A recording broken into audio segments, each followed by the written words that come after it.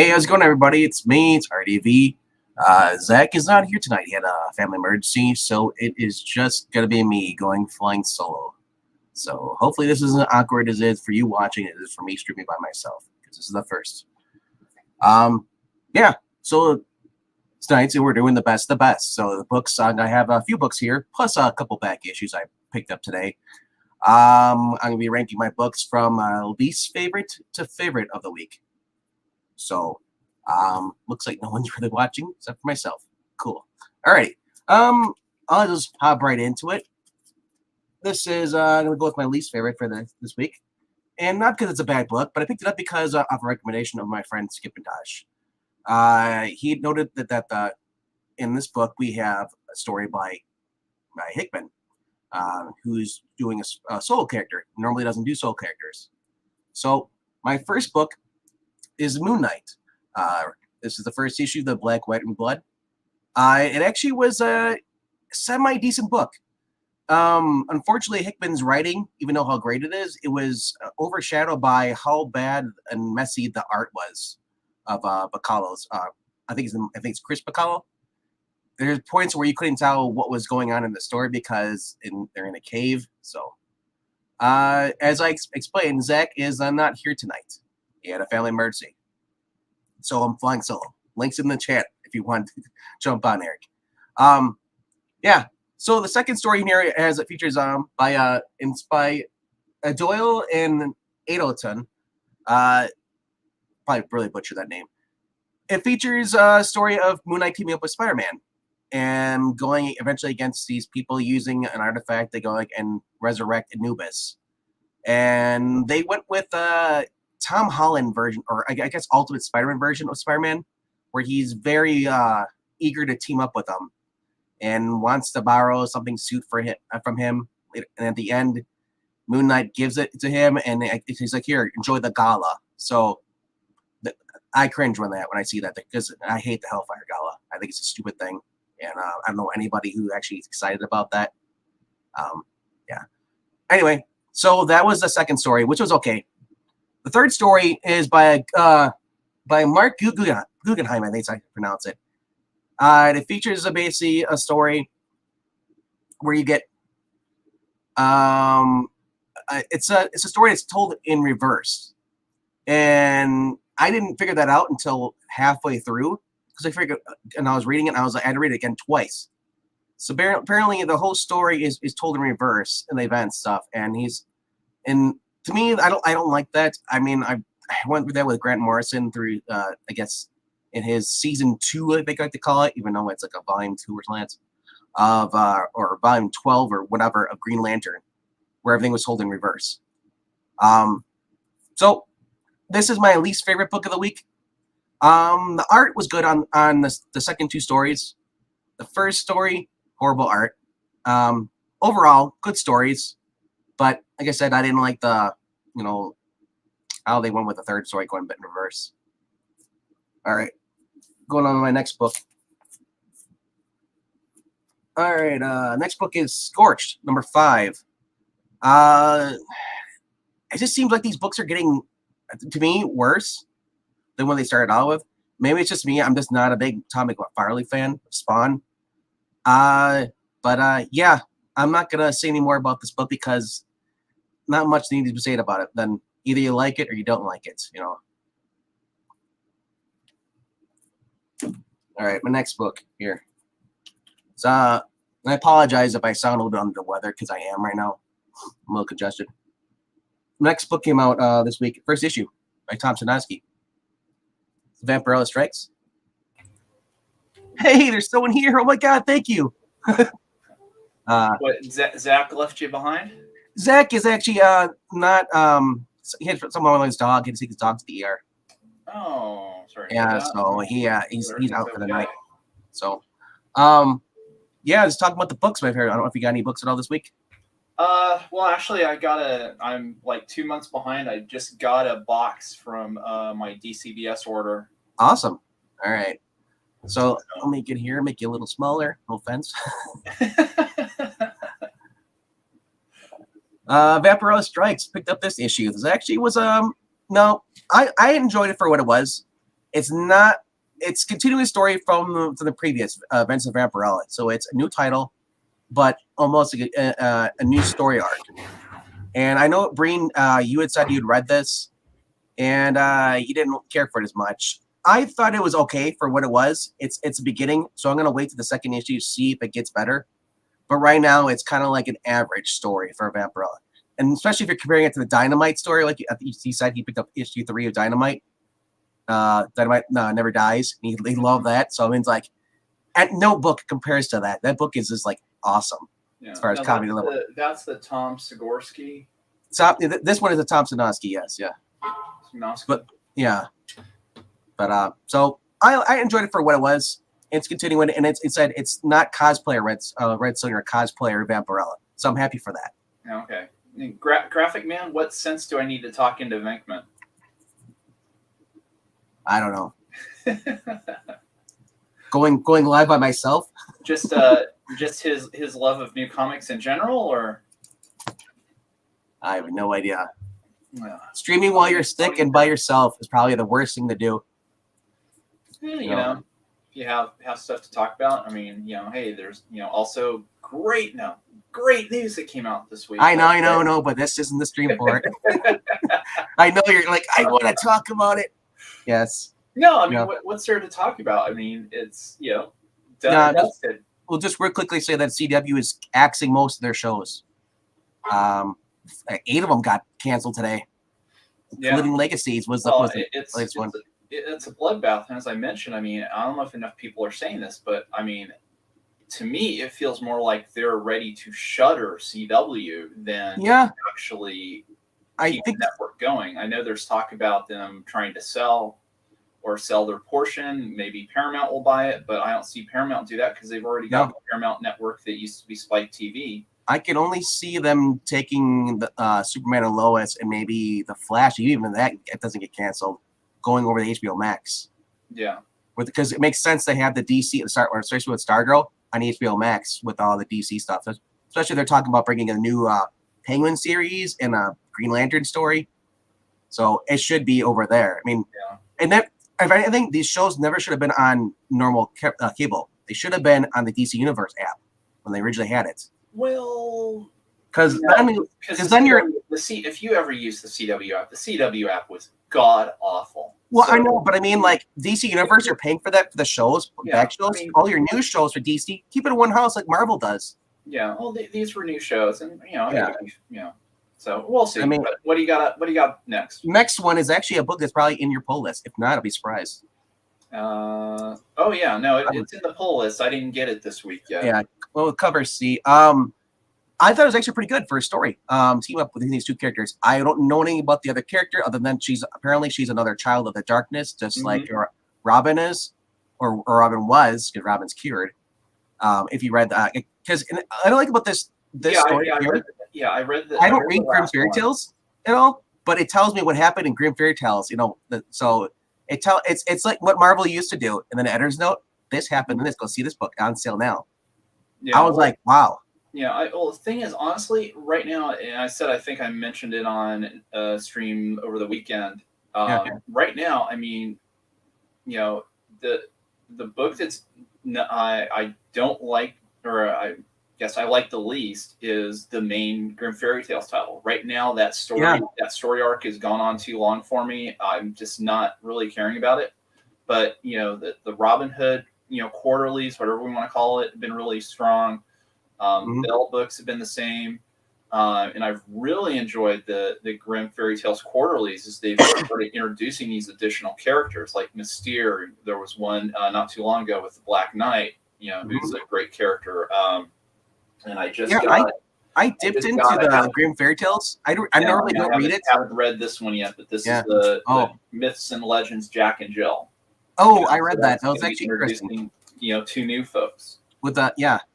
I don't really get into the Grimm Fairy Tales, the main book, because every time I dipped into it, the story's not that great.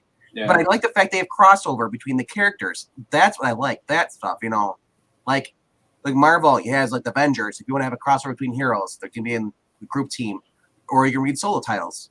Yeah. Skip, get your butt on here. I told him to tune in and watch it as I pretty much die on camera by myself.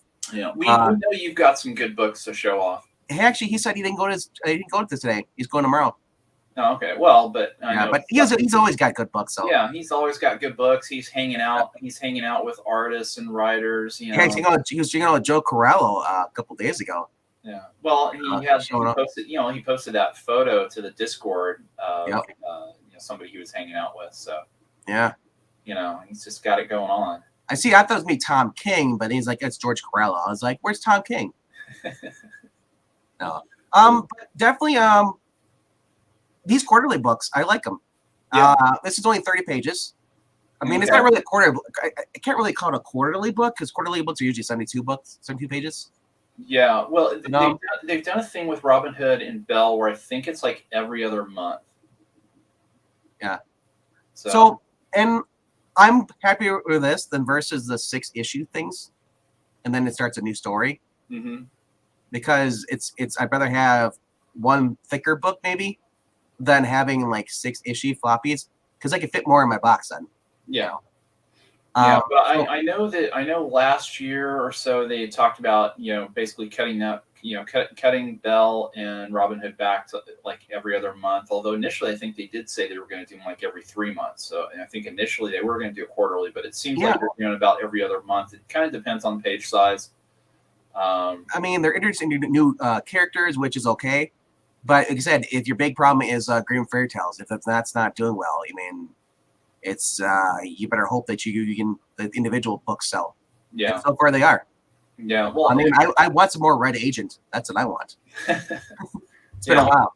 Well, with Zenescope, did you read the 3-issue miniseries All Guts No Glory? No, I did not. I know, but I know you talked about that. But I skipped the first issue, and then by the time I went to go back, I was like, "You're talking about." I was like, "Oh, dang it! They only have like 2 and 3, so I'd have to look around for issue 1." Yeah, well, it's not that hard to, it's not that hard to look for issue 1 if you know where to look. I don't want to go on the pirate site for it. Yeah. I mean, I want to. Well, to read it and then go and get it once you can find it. Even if I read it on a pirate site, not that I'm promoting that, you still got to go look for the issue 1. Yeah, and sometimes it's a pain in the butt.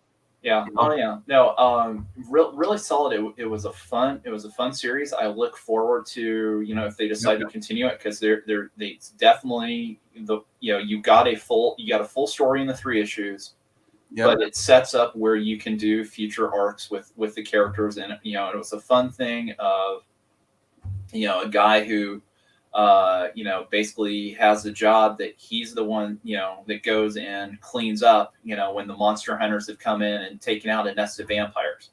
Well, he's the guy that goes in and disposes of all the bodies, and cleans up the house and repairs the bullet holes and, all that stuff. And he, takes on a, kind of an apprentice basically.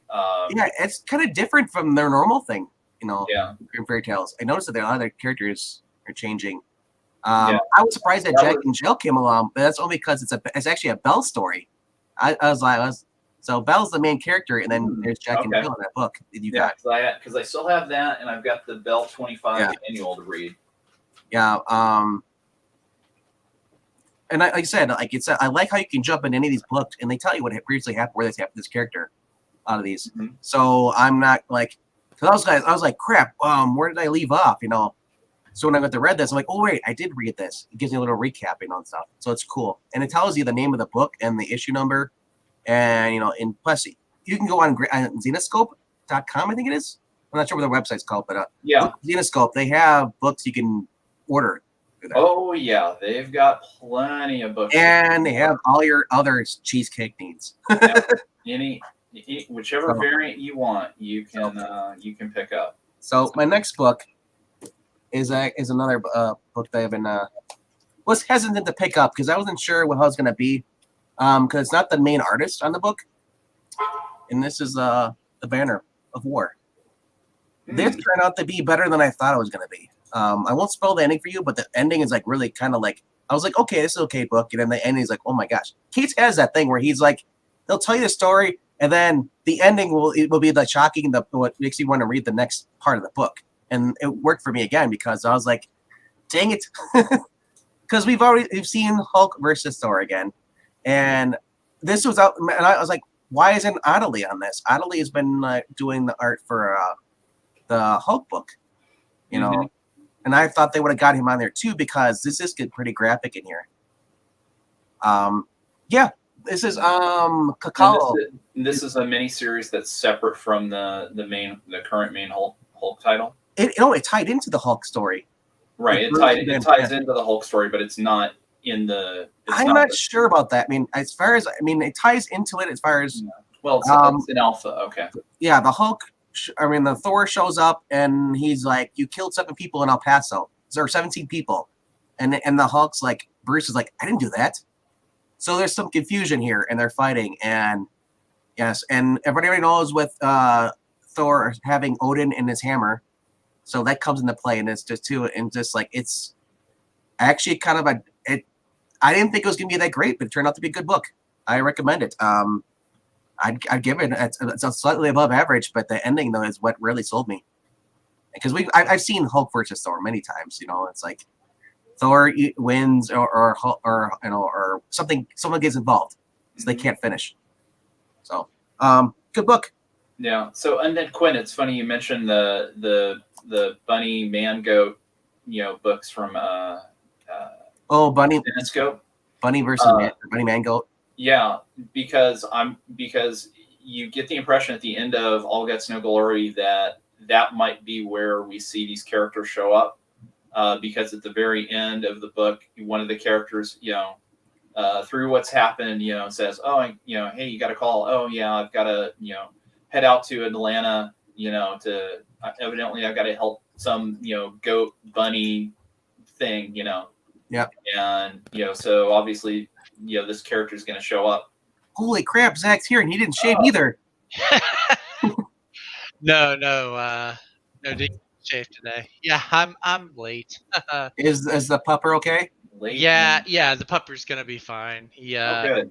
He got into eating. We have these jingle bells that hang on our doorknob, and I stepped out the house for a few minutes to go to the store, and he ate part of the strap that holds the jingle bells. Oh, you'll find the strap later on. Oh yeah. Oh, I'm sure. No, I'm thinking like, what did the dog get into? Chocolate poison? It's like.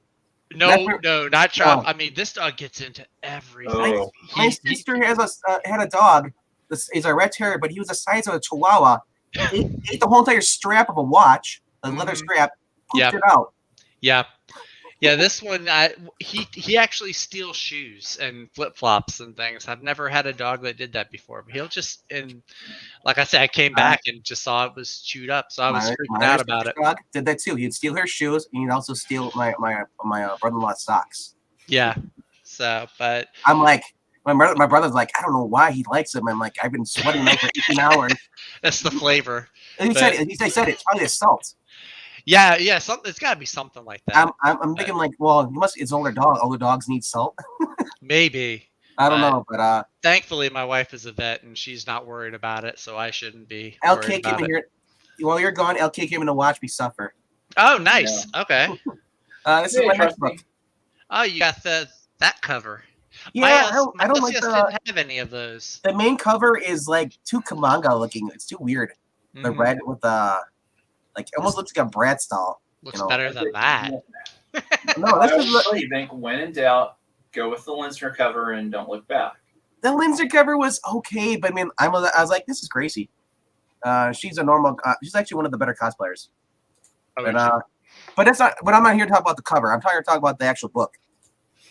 Immortal Red Sonja, and I won't really spoil it to you, but for those who don't know, it's actually like a Camelot story with King Arthur inside the enchanted chainmail shirt that she's stuck wearing. No, she can't take it off. And you're trying to find Merlin, and they're going through, and he's telling the story of Camelot. And in this issue, we get to see the Lady Lake stretching the hand out, and it's enchanted sword, and she's pretty much like, it's like, oh, I finally get a sword that won't freaking melt in the acid, because every time she kills the bad guys, who are the dark spirits, her sword it just gets dissolved, destroyed. So he's like, you got. She's like, okay, I got a new sword now. But he's like, I warn you, and she's like, shut up. He's like, because he's trying to warn her, if you commit an evil deed with the sword, you'll be cursed. And that's what happens. She shouldn't listen, and she goes ahead and she cuts on somebody, thinking it's a bad guy because attacks her because she wants to get past this bridge. And now she's cursed on. She's like, I don't want the sword. She goes to throw the sword away, and it comes back, and she's like, damn it. So now she's stuck with the sword and stuck with this curse, and now everything wants to kill her. And she's like, I just want to get this chainmail off and go. I just want to go home, man. and the whole thing is like the King Arthur spirit, which is in the armor, and he's basically just keeps talking and chastising her the whole entire time. It's like if you think about it, it's like Dynamite when she had the button on her, from Chaos, Ernie's button, Smiley. He would always chastise her and talk to her. So it's kind of cool having that, or Deadpool with his conscience, telling her like that's the wrong thing to do and telling him to shut up. So it's a little hijink. LK's is like, oh crap, it's like Stephen Kratt and Mark Scepter. Actually, way better. Way not better. Quite. So you've got Red Sonja, so it's already automatically better. No, I was taking a look at the cover options because I've always order the Linsner cover, and I'm like, you're knocking down the Linsner cover? How dare you? I thought there were some good. The Linsner cover, those it just looks like Dawn every time. That's what it looks more like Dawn cosplaying Red Sonja. Yes, and well, I want to read Dawn. Your problem? What's the problem here? Well, cover D looked pretty good too. Somebody named Lyrics Lee. Is that the one with the treasure? Yeah, the treasure I couldn't find that one. Nice. That's the one that I want. I'll have to look if I can find that cover because that's the one I originally wanted was a treasure one because like that's classic Red Sonja, Mm-hmm. And the Yoon cover is pretty good too. So I mean they're all not bad. They're not horrible. Why you didn't necessarily like the A cover? Yeah, that's what I mean. The B, I think it wasn't the Linsner cover. It was the other cover. I think it was cover C that kind of looked like it was like I said. It looked like a manga where she has like the big eyes and stuff, and it was just like anime style. It didn't look normal. One of them had them because there's one where she's holding up the sword, almost looks like a playing card. That's cover A. Okay. Yeah. There's another one with a sword, and it's like is shot from like below, so you're looking up at Sonja. Yeah. Favorite book of the week now. Oh wow! Already on the favorite book. Nice. That's a good one. That was a good one. Oh my gosh! And then especially with the Omegas. For those who don't know what the Omegas are, they're like basically the giant like humpback whale creatures that are nightshades that will devour you if you get close to them. They're like, oh, we already see them eat one person, jump up, Basically, if you think about it, the better description would be if you watched Jurassic World. Yeah, the mosasaur. Yeah, it jumped up and ate the person, the girl. Yeah, right. That's what they are, and they're going to a facility, and below the pier is like thousands of them.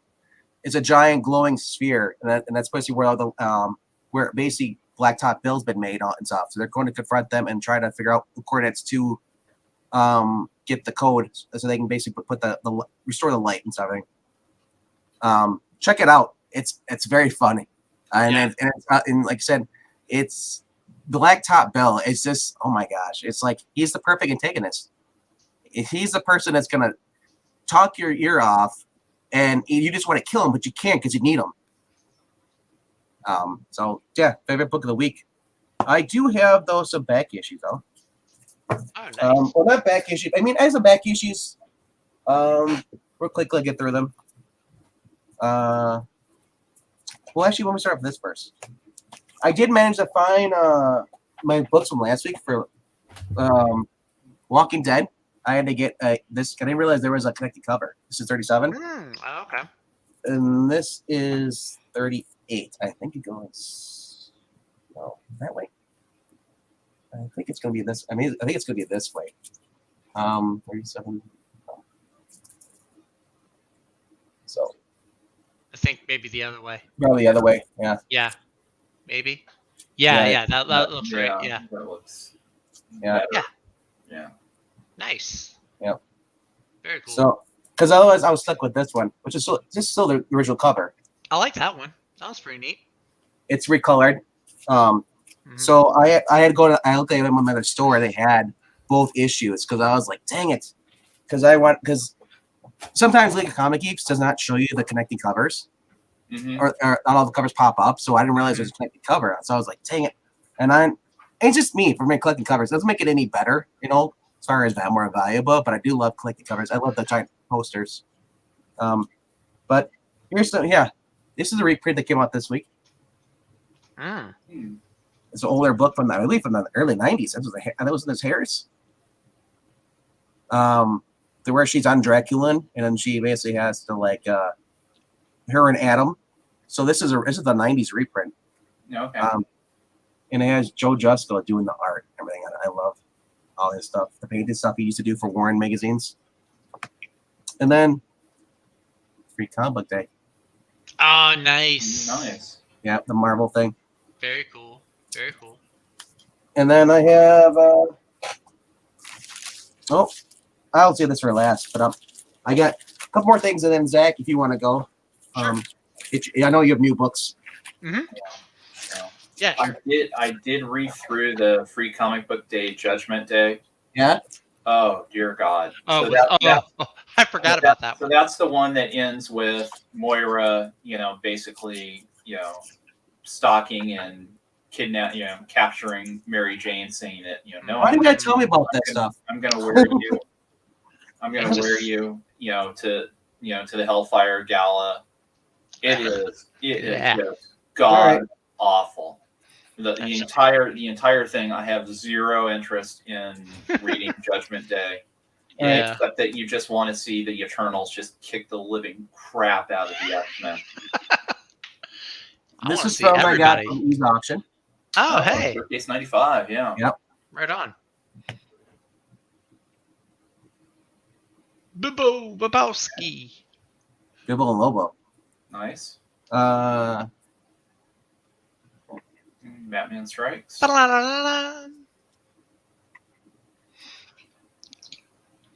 Martian Manhunter. Okay. Yep. Number 4. More Martian. Oh, is that a white Martian? Oh, that's cool. Number 5. Yeah. 6. 7. 8. This was a miniseries, or was this an ongoing? I think it was ongoing. Oh, okay. Nice. John Jones needs an ongoing. Number 12. And this is a collection. The last one is something I picked up because it was a impulse buy, and I just know that Ian's gonna be like shitting his pants. Well, if he eats onions, he does that anyway.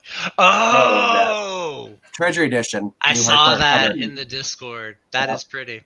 Nice. That's the one that has the wedding, right? Yep, it has all of them on there. The wedding. Nice. And the Origins, Power Secrets, and It's very cool. That's nice. Very cool. Yeah. So Maranya, there's basically 3 stories in the Free Comic Book Day Judgment Day. Look at the size of this thing. And good luck finding a bag of board for that. Yeah. And it's hardcover, so I'll be fine. Yeah, and so the final story starts out. So turns out that in whatever reality this is actually happening in, MJ is actually now the spokesperson for Krakoa Pharmaceuticals, and so starts out doing a TV interview with her aunt, who is on Krakoa medication that is curing her dementia. And it goes through that, takes her home, so she's living with her aunt. So the whole timeline of Marvel is so screwed up because she takes her aunt home to the house. It appears that she's living with her aunt. So where does that play with what we saw in Amazing Spider-Man #1? And then, of course, you've got this whole villainy voiceover nonsense with Moira, and in the end, she comes out of the shadows and grabs MJ, and the whole classic line that we saw spoiled, or given to the press a few weeks ago, about ask me what I'll be wearing. The Martian Manhunter having his own ongoing. He's had several ongoing over the years, in the past 20 years, actually. I think he had one ongoing in the 90s. Maybe. I thought so. Yeah, I mean I flipped through the Valiant Free Comic Book Day issue very basically disappointing books. Stay away. Bloodshot had potential, except that it's because the art was actually really cool in it. Okay, this is the best of the week, not the worst of the week. Yeah. But it goes down a whole, America is bad. American military is bad because they use soldiers and they turn, and just like, God, don't need this. Oh, good. Par for the course. Yep. Way to go, Valiant. Yeah. So, I got a good little handful here. No back issues this week, but look, this is the cover for Rocketeer #2 that came out last week that I wanted, and it showed up in my pull box today or this week. Nice. So, thanks. White IDW. Martians, great race. I'm sending it. Don't you go there. I'm not going anywhere. You already did. I did pick this up. Once again, I think you might have talked about this one. I did. I know you were in the Discord talking about That was my top least favorite. This was your least favorite? Yeah, this one, I didn't know this was coming out. I picked it up because Skip and Tosh recommended it. I saw that Hickman was writing a story. Well, Hickman, there you go. You trusted Skip. The Hickman story, for to credit to where it's due, the writing was not the issue. Exactly. The issue I had with it was the art. It's very all over the place. You have to really look at it and try to figure heads or tails. As I explained to Skip behind the scenes, I said, Skip, it's like when you have people fighting in a cave, just have the bubbles. You don't need to see the show at all. But definitely. This guy though, Ayadela. Oh, the Spider-Man story. The Spider-Man story was really good. I really think that he got the interaction between the two of them right. And then the Guggenheim story was actually, I really enjoyed the Guggenheim. Once I figured out that it was meant to be read like a manga backwards and then read. I did not know that, and I still don't like that. I mean, you don't know. Maybe I know you're supposed to read it like that. I don't. I figured it out about halfway through. I was like, wait a second, this is supposed to be backwards. I bet they should have had a thing like the mangas. It's like you're reading backwards. Start at the back. you got the same cover. Yeah. The movie poster. Yeah, I like that. Yeah, but overall not a bad book. I don't know if I'll get the second issue, but not bad. So my question is though, why is Guggenheim second build? Is he a more popular name? It might just be because he's a bigger name. Because this story was last, and I noticed that they switched there. I was like, I don't like that. I think it goes. I mean, they must list them in the order of popularity. Obviously, Hickman would be up on top. Did you notice the word in there? He's like, "Can I borrow this suit?" Here you go. And here you go. He's like, "Yeah," where he talks about the gala. I was like, "You ruined it." I was enjoying it until that last part. The Deadpool part at the end. The Deadpool part. He's like, I did enjoy that. Everybody wanted to borrow costumes from Moon Knight for the gala. I was like, why? Is this in this story? He has a suit. Like every book in Marvel has to mention the gala. I did get the Nottingham #7, the sweet cover. I have not actually read this yet. I'm still looking to find issue #6. I've read 1 through 5. I can't find 6, so I'm holding off on this until I read that one. But the cover is really nice. I'm really digging this cover. Next up, you just had this one up, Noctera #10. Really loving this one. It's really going I feel like at a faster pace than the last story arc did. Blacktop Bill is like, he's a bad guy, but he's like a necessary evil for the team. That's right. Yep. So I dig that. And then, like you said, the giant Omegasaurs. If this gets turned into a Netflix show, that's what I want to see the most. That's gonna be creepy though, because like if they show them, and I'm just thinking like, I hate anything like the Megasaurs. I'll never go in the ocean. I'll just say this. I already don't go in the ocean, so it doesn't bother me at all. We got 36-foot, great white sharks. I don't need anything bigger than that. I got Scorch #5. Did you enjoy that? Yeah, this one is actually my favorite issue of Scorch so far. No, good. This says the first two so far, and those are definitely covers to get. I got. I like the gorilla. I wasn't a fan of this issue. Really? Yeah. I loved it. I call this one the Avengers issue because this is the one where they have like the giant bad guy that they find, and they finally feel like a team fighting together. So yeah, I really dug this one. This is my favorite one so far. Yeah, I got the other cover. Which one did you get? Oh, okay. Yeah, the cover A. I just saw, they've got I think #6 continues the whole Jim Lee X-Men homage. So I'm going to be getting that one too. I love the gorilla on this one, though. Look at that. Cyborg gorilla. Next one I got, Banner of War. and I got the Gary Frank cover. I kind of want to go back. They're gonna have a connecting cover variant with Hulk and Thor from different decades. So I want to see if I can find those. This was actually a lot more fun than I thought it was going to be. I thought Cates was just going to write just like, they're just going to fight. No, it's actually really cool because you find out both Hulk and Thor, they have like these other voices, kind of, for lack of a better term, controlling them. Like Thor obviously has Odin and Mjolnir that's talking to him, and then Hulk is talking to Banner, who's inside his little, cockpit or whatever that's steering him.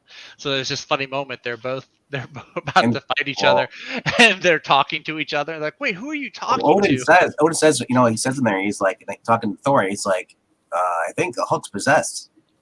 But this actually, no, I'm actually rooting for the Hulk in this one too, because the Hulk does something super cool that I did not think of happening. When Thor puts, what I'm talking, where Thor puts the hammer on him to keep him down. I was like, that is so cool. I wasn't gonna reveal what the Hulk did because I'm gonna stop it right there, but never occurred to me that that's something that would happen. Yeah. I dug this. And if you haven't been reading Thor or Hulk, don't worry. They give you a nice little recap at the beginning. They show you all what's going on through the ending is happening. The ending is pretty much from the hammer part to the ending is what really cooked me in for the next issue. Mm-hmm. Oh yeah. And that's the thing though. No, it's just I've been reading Thor and like this just feels out of left field for Thor. Like Thor happens to be in the part. So I wonder if they're gonna tie the main Thor book to this then. I'm sure that I think the Hulk book wasn't really tied to this either. It was just kind of a standalone. Well, Hulk in the Hulk run, Donny Cates has had Hulk kind of going through the multiverse or different dimensions, looking for a place where Hulk can just be away from everybody. Yeah. And then Thor just happened, like the way he explains it, like Thor sees Hulk going through dimensions and he's all downtrodden. He just really wants something to hit, basically. Yeah. And so, but no, I really enjoyed this story a lot more. So this means that because Thor having the power of Odin now finally can see through different time verses, different dimensions. Yeah. You can see the multiverse. God, multiverses. Save me from multiverses. And so number one, I don't know if you got this one. Oh boy, I love this way too much. Jurassic League. This is the most fun, wild, out there book that you can get on the stands. I didn't get it, but I tagged it because I knew you were going to pull it out. It's so freaking fun. It is awesome. Daniel Warren Johnson is the perfect guy to get to write and draw this. So yeah, you get in this issue, you kind of start off, that introduces you to Bat-Saur, Super-Saur, Tricera, Wonderdon, I think it is, and then the Aquaman, whatever Aquaman is called. He's like a ichthyosaur with legs. And it's so much fun. Batman runs around what they call Growltham City. And then Super-Saur is in Metropolis. Like, it's a blast. They they changed some things from canon. So like Batman, he's still orphaned. They show like little Batman dinosaur. He's still orphaned at a young age, but it's the Joker or Jokerzard that kills his parents. The way they do the Joker as a dinosaur is actually really fun too. Because you know how the Joker normally has the little flower that shoots acid. This is like a Dilophosaurus, so he just shoots acid. It's really clever. So they show Super-Saur. They show him coming from Krypton, the egg crashing on Earth, and it hatches. And there's like some caveman parents that raise him. Wow, this sounds so up this 5-year-old alley. It's so great though. For kids, this is a Saturday morning cartoon. No, look. And I don't know if it's a coincidence or not. If it is, it's a really big coincidence because Jurassic World is about to come out. So dinosaurs are cool again. So get this for your kids. I'm sure they probably were aiming for that. Yeah, get this for your kids. Yeah. So, Zach, are you running a video loop on your green screen behind you? No, why? Because I've seen your dog cross behind you like 4 times. Oh, yeah, he does that. I'm not letting. No, since this afternoon, I'm not letting him out of my sight. So I was like, if I'm going to stay in here, you're staying in here where I keep an eye on you. But I mean, it was so funny. You watch him walk past, and then he'd disappear, and then you wait a few minutes, and then he would walk right past the same, and then all this exact same manner. Where it was like, wait a minute, didn't I just see this happen? Yep.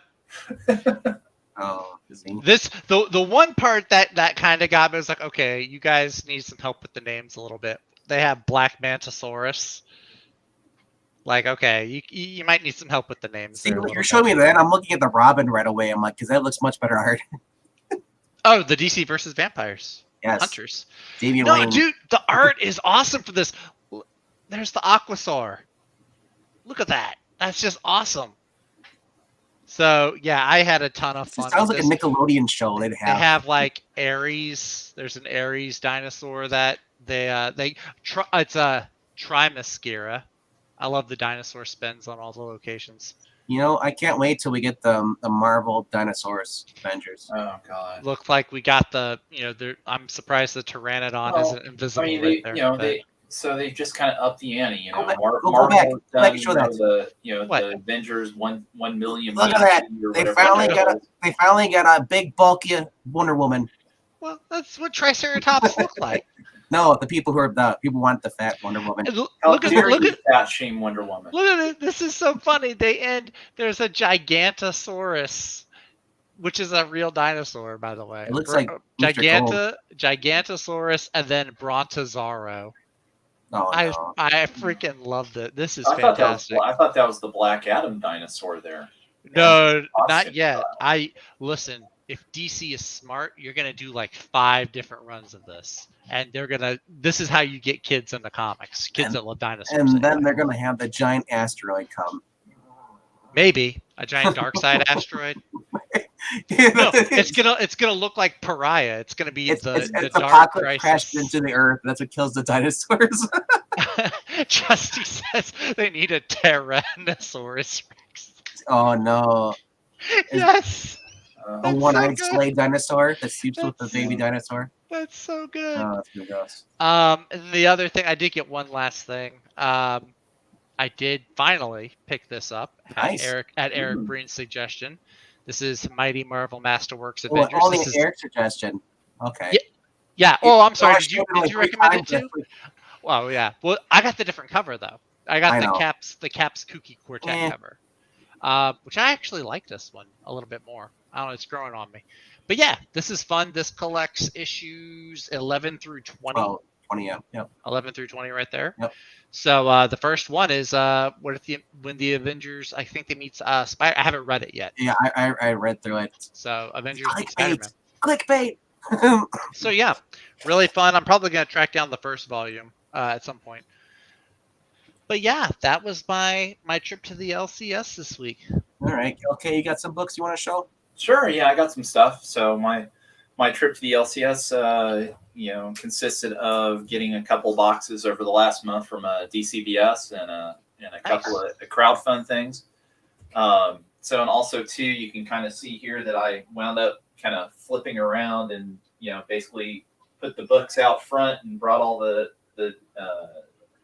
trade paperbacks and what have you back there. So that's kind of like all the crowdfund sized trades. So all my Common America and Jawbreakers and Possible Jones, DCs are down there, Marvels are down there, and the rest are kind of you're like me running. You're basically like me running on a shelf room. Yeah. Oh yeah. No, I definitely realized that I'm already close to. What do I want to put in the storage? On the shelf, but this is one crowdfund book that came in this week. So this is called The Girl with the Mega Fist. Oh, nice! I heard about that one. Yeah, so it's very much manga style, but again, I mean, talk about bang for the buck. I mean, this is as good a deal as anything you'll find from Iconic.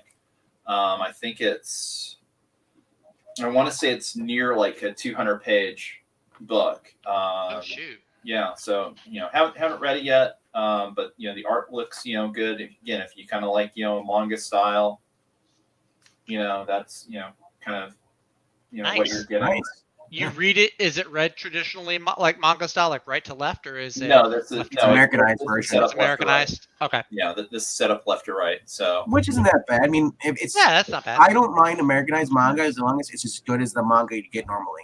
Yeah. Yeah, I can agree with that. Yeah. So I don't.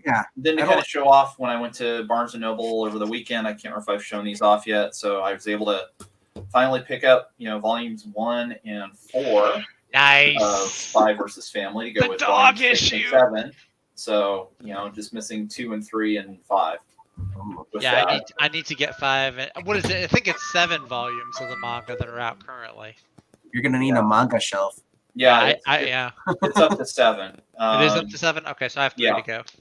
As Number well 4. As, as well as awesome. I've been. Yes, I mean, I've been reading it, on the Shonen Jump app. So I'm past, wherever volume 7 is. So gotcha. Okay. And then one that people may or may not have heard of, Gigant. This is volume 4. It's up to 6 or 7. That's a big book. Yeah, so this is the story of a guy who happens to meet the girl here on the cover, who happens to be a porn star. All right, okay. She winds up, and in between that, she winds up meeting this guy on the street who slaps this watch kind of into her wrist, and basically it's a combination of aliens, not really sure, because there's also this thing where there's an app where mysterious polls get put up on this app and people start voting for them, and whatever wins happens. So it's like, oh yeah, I want to see, this building get blown up by such and such. And reminds me of an anime. There was it was like I think it was a 3-episode anime. It is a manga, yeah. But there was another anime like that where this kid gets involved between the gods, like whatever, he's always given choices, so whatever he does, so he has to choose this or choose that, and he has a time limit. Yeah, but so what happens is you start seeing these giants appear, and she has this watch, and it basically allows her to grow and take on and fight the giants. And I would show off some of the art, but I don't want to get the channel. Giant porn star versus kaiju. Because most of the time she winds up ripping out of her clothes. But it's a really interesting story. I started reading it online a few months ago, and then I was like amazed to see actual volumes in a Barnes and Noble. Question for the Shonen Jump app: how much do you pay? It is $1. It's $2 a month. $2 a month, and then $2 a month. That's kind of access to everything that's on the app. I gotta say though, that's kind of nice to read it online first, because then if you decide because I hate when you read a manga, you're buying it and then reading it, then you realize, the same plot's gonna last for the next 60 books. You can get Spy Family, My Hero Academia, One Piece, Assassination Classroom, Demon Slayer, like a whole bunch of stuff you can get on your phone. $2 a month. There was a book I was reading on one of the apps, and and I realized I'm so glad I read it on the app, because if I would have read it out as it comes out on the shelves, I would have spent over what are like $15 each? Some of these books. About $10. So imagine getting like 30 or 40 of those books, and you find out wow, they're still stuck on the same plot and they haven't moved forward at all. The author's dragging his foot. I hate when authors do that. Yeah, so I mean, it kind of depends on the popularity and who's publishing it out. So like the Spy Family, those are $10 each. Yeah. Gigant was $14. Okay. You'll find ones anywhere in that kind of $9 to $15, $16 range. Are those Tokyo Pop, Viz Media, or? Oh, let's see. Viz is doing Spy Family, and it's 7 Seas that puts out distributing Gigant. I used to click manga, and Viz is usually. I noticed that a lot of the books I was reading were Viz, not by choice. It's the book I have to look down and say, it's a Viz book. Okay, cool. Yeah. So I figured that was the only one I was printing in the 90s. Yeah, for a while they were. And then one non-comic thing that I was so excited to find, I couldn't resist buying. So. Penthouse, though. This is a book called Sid Meier's Memoirs. So anybody who's into computer games, Sid Meier is like the grandfather of the strategy type simulation game. He created SimCity and The Sims and Civilization and a whole bunch of other stuff. But what was really cool about finding this was, as it says on the sticker, this is an autographed copy. Whoa. Yeah, Oh, and that's it was over in the clearance section because it was like the last one or whatever, and so it was 40% off, and it was just 40% off of the cover price. So He wants to come in and nice. find books, and that was one of the books left over. yeah, Very so cool. for $16 they have a signed copy of a memoir from Sid Meier, and as I was kind of flipping through it, it looks really cool because it's talking so much about, almost like goes through like each game that he kind of created and things that were happening and why they made certain decisions that they did and stuff. And so I can't wait to read this because I played so many Sid Meier games. That's Yeah. cool. Civ 6, because I have Civ 6, and I'll turn that on, and I'll go through periods where I just like binge play that for a week or two. Yeah, Like I love Civilization 6. I haven't touched The Sims since when it first came out. Yeah, well, it's funny. I mean, I would say probably my all-time favorite Sid Meier game is Railroad Tycoon. I absolutely love that game. Okay. But and then of course, I mean, near and dear to my heart was he came out with a game when they were doing this whole Sim series, Sim Golf, which is just freaking amazing because it was basically you inherited money from you inherited a plot of land from a distant from a relative, and you go and build a golf course. And you have to build this time, basically you're building this little golf course and you get to add all kinds of buildings, and then you want to attract stars to come buy houses, that make your golf course more popular. It's really just a lot of fun. Look at these. He's got railroads. He's got Sid Meier's Gettysburg. Oh yeah. He did a ton of stuff. I mean, as I say, I mean, he was in games. He's been in games for probably 40 years. Magic the Gathering. Yeah. Yeah, well, I mean, he did one of the great point and click spy games, Covert Action. Go all the way back in the day. I'm looking at all these, even the games he had back in the day. He had F-15 Strike Eagle from the 80s. Yeah. Alien, Nighthawk, Decision in the Desert, Spitfire A, CPU Bach, F-19 Stealth Fighter, Solo Fight. Did a lot of stuff, yeah. Pirate, even on Genesis, Pirates Gold. Mm-hmm.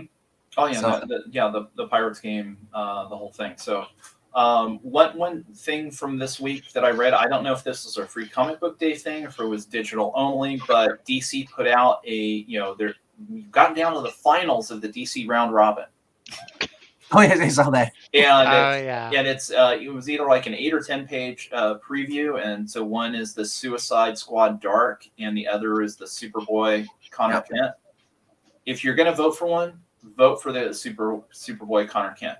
Oh, really? I really like the preview on that. It's a really interesting book where it's Connor, and he's kind of come back and he's trying to find where his place is, because like he's in Metropolis, and he is responding to a crisis, and he wants to help. But guess what? John Kent and Supergirl are already there taking care of it, and they're like, "Hey, thanks Connor, but we've got this."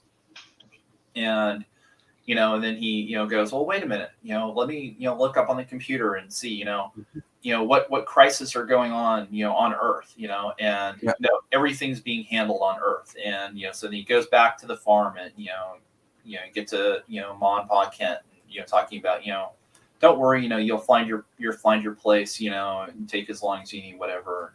And then he realizes, he goes, "Well, oh, wait a minute, hey computer, are there any galactic emergencies out there that kind of nobody has responded to?" And says, "Oh yes." And so he goes and flies off to that, and that seems to be kind of like what the book is going to be about, is taking on and helping these people. So I mean, God knows what the end of the book is, but the first 10 pages were really good, and it was really interesting.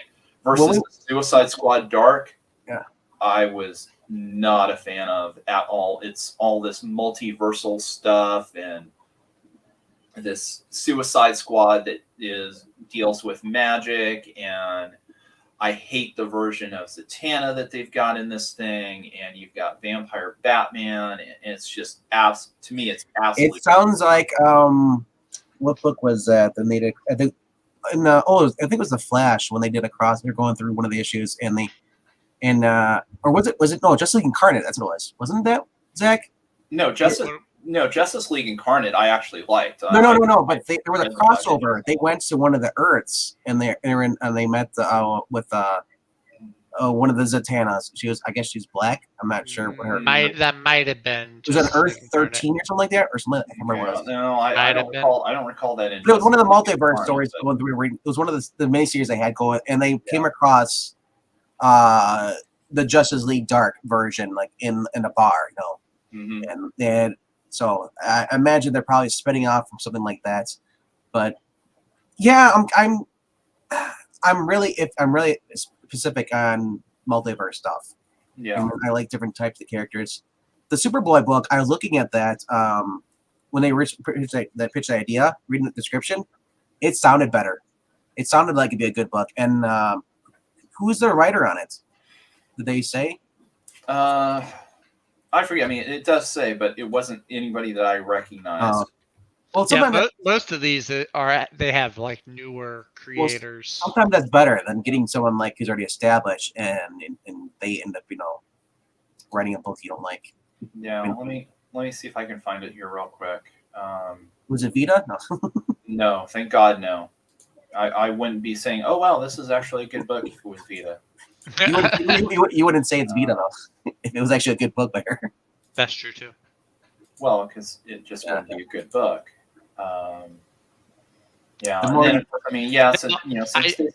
Since this is a stream about good books, I won't talk about Crossover 13. I forgot that was even going on until we went over the new books coming out on Tuesday. Yeah. Mm-hmm. Well, there was a big gap. I think between. I thought it ended at 12. Seems to be lately. A lot of books are taking breaks. The Gwen Stacy book's come back. The one that was like the retelling. Yeah, the one that J. Scott Campbell was doing the cover. Yeah, it's gonna be a one shot. It's gonna come back and it's gonna tie up everything. Yeah. So Superboy, the Man of Tomorrow. Kenny Porter's the writer, and somebody named Janoy Lindsay art and color. So and the art's not bad too. I mean, it's got a nice style. I mean, if you want to do a quick screen share here. Sure. I can just do the last thing we do, and then we gotta go. We got a stream coming up. Okay. I know. I'm glad I'm able to make that one. I'm glad I was able to make this one too. But I like that. Here's the page. Wow. So that's cool art. So I think it's if you're still interested in voting, vote for those two. So and then kind of wrap things up. So getting caught up. I read Robin issue 12. Mm-hmm. Which, if you're interested in an event that DC doesn't really seem to be promoting, of course, it's almost over. Yeah, they don't seem the Shadow to be, War. Do they? Pick up Robin 12. While it's not officially says like a prologue, it's really a prologue to Shadow War. Because it kind of helps explain why Ra's al Ghul and Talia are doing necessarily what they're doing, which sets up Shadow War Alpha, which I read last night, which I really, really enjoyed. And I'm looking forward to reading, the rest of them. Here's part 2, which is in Batman 122. Yep. Part 3 is in Deathstroke number 8. Part 4 was really great. And part 5 is Batman 123. So the basic underlying story is Deathstroke assassinates Ra's al Ghul, but maybe he did, maybe he didn't, and you go on. We covered these books. Deathstroke killed him, but then he didn't. Yeah, like I said, it's written by Joshua Williamson. He has more or less kind of become the mainstream writer currently doing stuff that I like the most. That seems to be the most with it. Yeah, like I said, we're not getting Venditti, so Williamson's been taking the void as far as books that are out. Jurgens had them in the miniseries with Blue and Gold, but they're really letting Williamson create his own storylines, his own little world, just like they're letting Sean Gunn Murphy do his own thing. Mm-hmm. Like I said, I hope you enjoy the rest of that series, because Williamson writing this stuff, I wasn't sure how he was going to do Batman, but then I started reading. I was like, wow, this is actually pretty good. And then they announced that Darcy's coming, so I'm like, wow, is it going to get worse or is it going to get better? That's what I always wondered, because they're two different styles.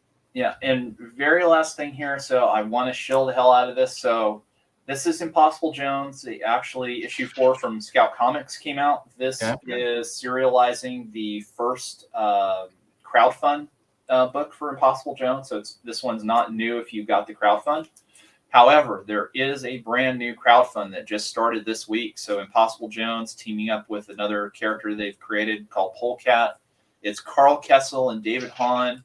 If you liked Carl Kessel's Harley Quinn series, you'll love Impossible Jones. It's a fantastic read. It's fun. It's what comics used to be. You've got a great, protagonist here who's kind of a crook with a heart of gold, so to speak, who's trying to, navigate her way through villains on one side, heroes on the other, and kind of, plays back and forth a little bit with it. Again, similar power set to Plastic Man, but not quite. But just a lot of fun stuff. A lot of heartfelt work going into the book. Kickstarter right now.